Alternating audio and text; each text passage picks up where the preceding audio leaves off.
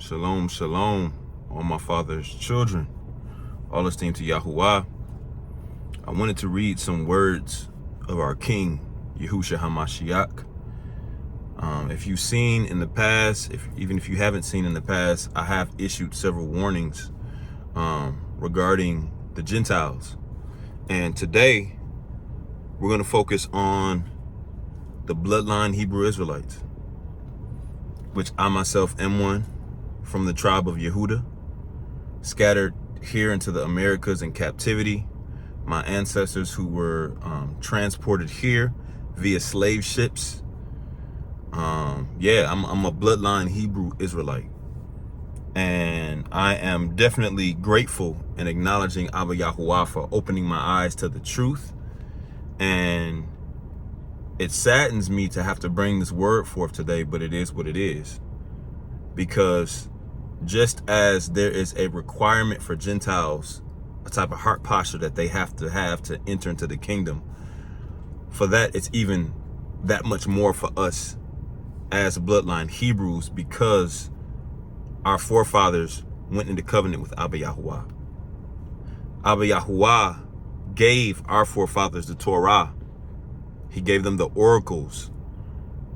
Those were his words, the commandments on Mount Sinai.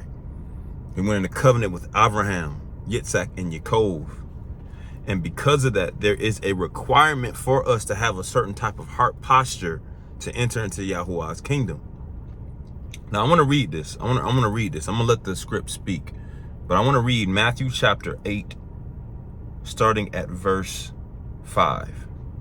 It says, "And when Yahushua was entered into Capernaum, there came unto him a centurion," which, by the way, a centurion is a Roman soldier who was responsible for commanding up to 100 or more soldiers, right? So there are at least 100 men under the authority of a Roman centurion. Watch this. "There came unto him a centurion beseeching him, and saying, Adonai, or Master, my servant lies at home sick of the palsy, grievously tormented. And Yahushua said unto him, I will come and heal him." So off rip, Mashiach is responding tov to this Gentile. Because, by the way, a centurion, meaning a Roman, of course, he's from another nation. But his response was very different than you see a lot of the other Gentile responses Mashiach had, and you'll see why. So he automatically agrees, I will come and heal him. But look at this, verse 8. "The centurion answered and said, Adonai, I am not worthy that you should come under my roof." Stop. Immediately he acknowledges his place and his position as a Gentile coming to a Hebrew man. He already acknowledges his place as underneath, right? So look at this. This is so powerful. He says, "I'm not worthy that you should come under my roof, but speak the word only, and my servant shall be healed." Verse 9, "For I am a man under authority, having soldiers under me. And I say to this man, go, and he goes. And to another, come, and he comes. And to my servant, do this, and he does it." So he's explaining to Yahushua, I understand authority, I understand submission. Look at this. Verse 10, "When Yahushua heard it, he marveled and said to them that followed." So he saw this Gentile man with this type of heart posture, and he turned to the Hebrews, the bloodline Hebrews that were with him, following him, Kepha, whoever, the disciples, whoever was with him, as well as the multitude could have been there too, right? But look at this. He says, "Amen, of a truth I say unto you, I have not found so great faith, no, not in Yisrael." Huge statement. These are the words of our King. He literally says that I have not found anybody in the nation of Yisrael that one has this type of heart posture that is able to admit, I'm not worthy. I'm not worthy. I'm not worthy for you to come under my roof. Yes. Oh, well, wait a minute. That's a Gentile. He's supposed to have that type of heart posture. He's a Gentile. Well, Look at the words of our king here. He's about to go deeper. He's about to give a parable about the wrong heart posture of bloodline Hebrew Israelites. And it's that very same way until this day. Look at this. Verse 11. This is Mashiach still speaking. He says, and I say unto you that many shall come from the east and west, and shall sit down with Abraham and Yitzhak and Yaakov in the kingdom of heaven. But the children of the kingdom, talking about bloodline Hebrews, Hebrew Israelites specifically, but the children of the kingdom shall be cast out into outer darkness. There shall be weeping and gnashing of teeth. Whew. So in other words, he's saying that people that have the heart posture like this centurion, they are going to be invited to come into the kingdom, i.e. Gentiles. And many of the bloodline Hebrew Israelites will not make it in. They're going to be cast in the outer darkness where there's weeping and gnashing of teeth. They're not going to make it into the kingdom. Verse 13, and Yahushua said unto the centurion, go your way as you have believed. So be it done unto you, and his servant was healed in the selfsame hour. So what are the takeaways from this?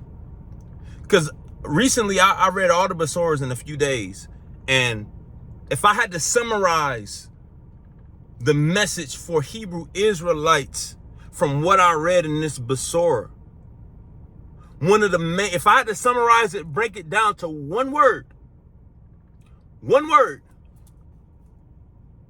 that Abba Yahuwah was speaking to me through the words of our king and the interactions that our king had with Hebrews during his time period when he did all the healing, the miracles, the preaching of the kingdom, all of those things, it would be submission.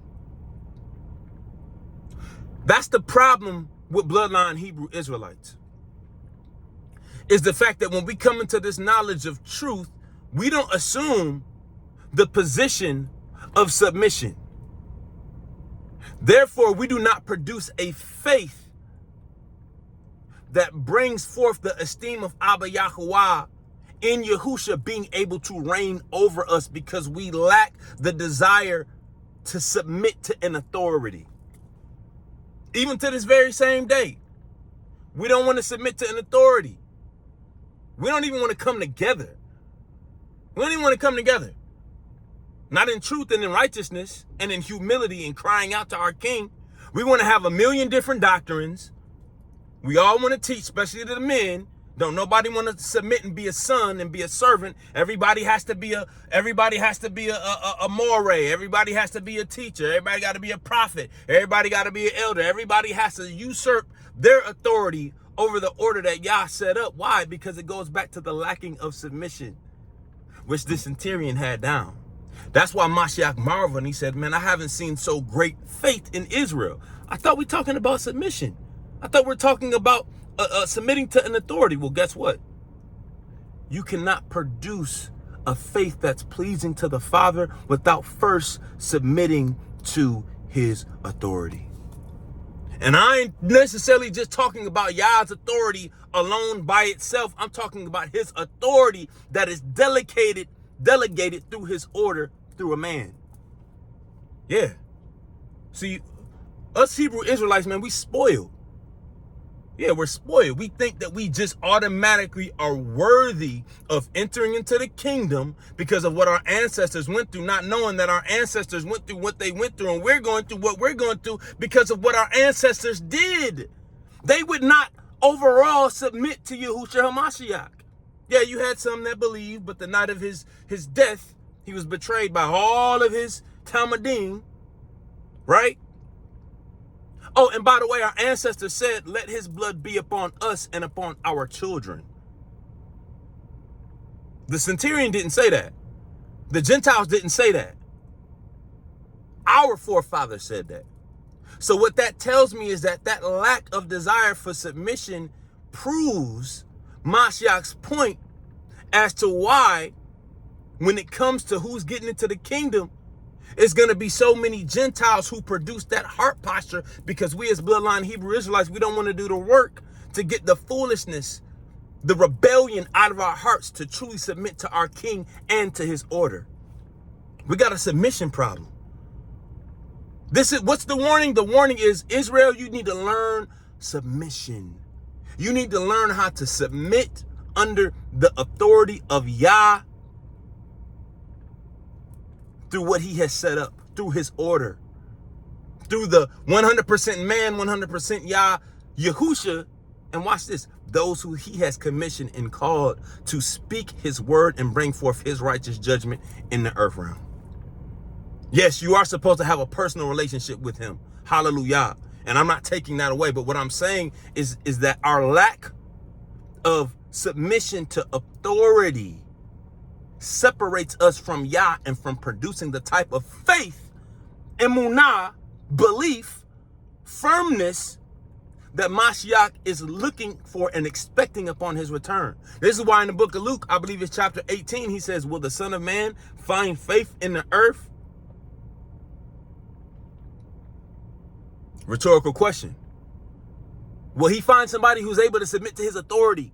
It's the real question, right? So there are like three main takeaways I want to talk about in just this passage in Matthew. One, right? That faith or belief begins with submission. Now, if you look up the Hebrew words that are being used in this, right?